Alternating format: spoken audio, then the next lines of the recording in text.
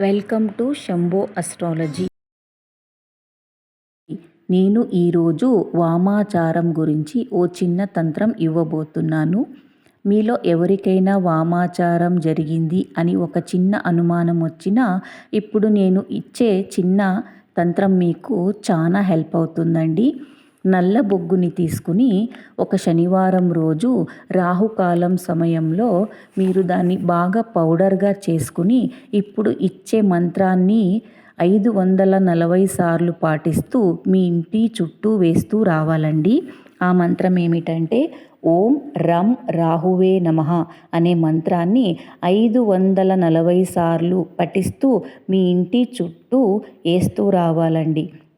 ఇక్కడ రమ్ అనేది రాహు ఒక్క బీజమంత్రం అండి. మరి రమ్ అనే అక్షరం కూడా మన సప్త చక్రాల్లో ఒకటై ఉంటుందండి. ఇలా చేస్తూ రావడం వల్ల మీకు వామాచారం జరిగినా కానీ రోజు రోజుకు తగ్గుతూ వస్తుందండి. Thank you.